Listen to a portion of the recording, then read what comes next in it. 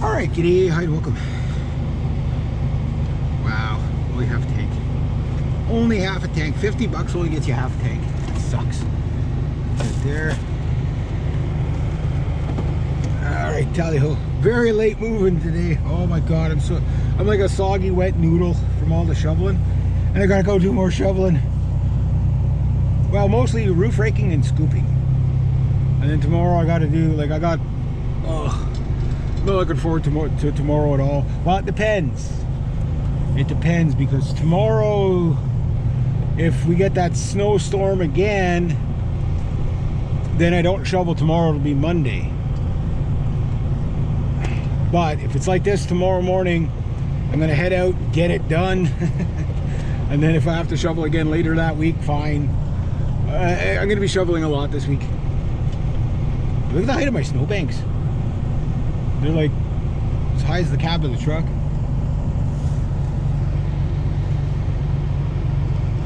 This is like the worst spot here because you got to sit right in where the snowplow throws everything, and you got to creep out and hopefully don't get the front end of your vehicle taken off.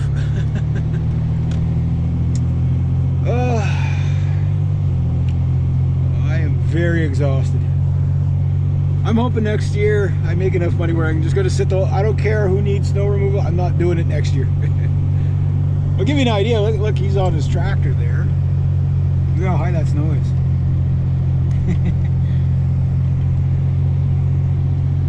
Yeah.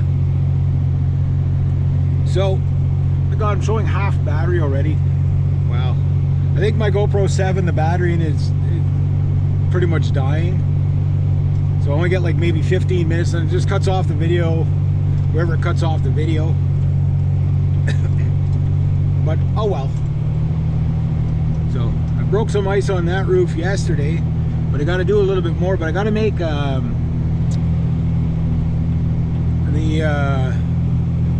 Isonator 1000. Basically, I'm gonna get like, say, maybe about a 4-pound axe head and put it on like a 10-foot pole, just so I can reach up in the crevices. I don't know if it'll work, if it'll be heavy enough, but I can't go anything heavier than that far out while I'm on the ladder, because it just balance problems, right? So, and yesterday my arms were so soggy swinging that 6-pound split maul, like right out from the tip of the handle there. It's just like, you know, like I had no, like, almost no throw whatsoever. So it was just like, yeah, it was too fatiguing. So, but I got paid really well yesterday. Okay, so yesterday I made 40 bucks an hour when I should have only made 25. So my buddy overpaid me just because I helped him out so much the past couple of days in the blizzard, right? So, and then he bought me a patin. So that was really nice.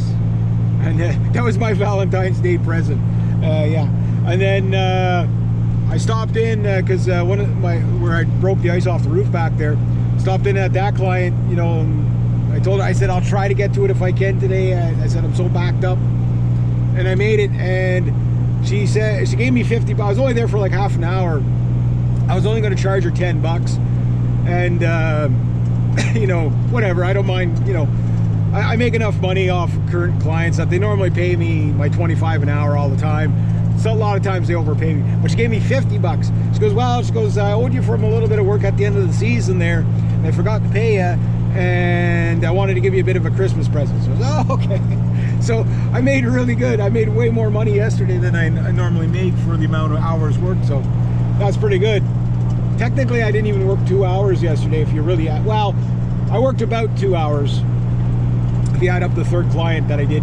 But that was more just checking up on and the place and shoveling out the stairs. So now I'm off to another client. The one on the hill there, by the ski hill.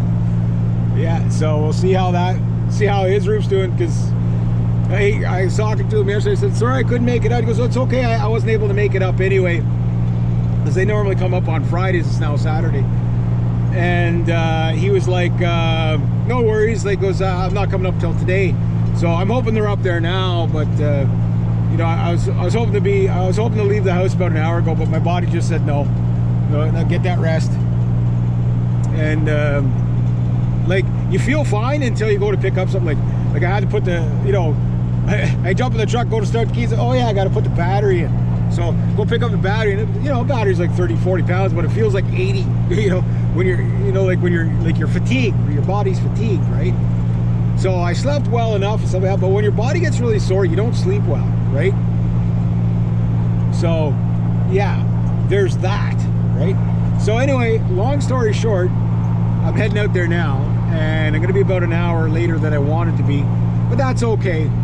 My day is ruined anyway, so I'll be there for the next three or 4 hours anyway, so it doesn't really matter, right? Because I got to do the full job today. Usually every second week I do the full job, but I know for sure I'll have to do the full job today with the amount of snow we got. So yeah, we'll see. And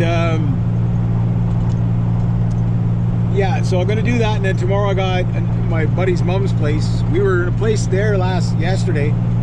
Worked good. We got one of the snow blowers kind of sort of working, but we have 3 snow blowers down, not functioning properly.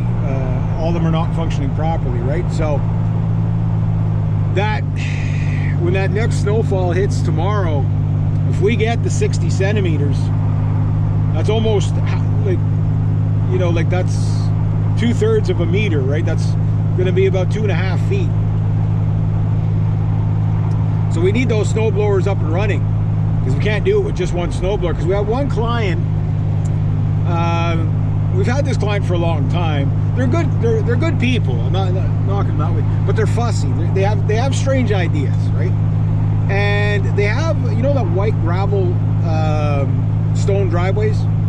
Yeah, they look great, but they're a real pain in the ass, because if you put a snow plow on them, it digs it up, and then in the spring there's a whole bunch of rocks on your grass. You got to rake it out, and it's a real pain in the ass to do, right? So they don't want a snow plow to do it. They want the snow blowers to do it, which, if you're talking a normal driveway, snow blowers no problem. When we're talking these rocks, what happens is the snow blowers always dig in, sucks up the rocks, and ends up bashing and smashing the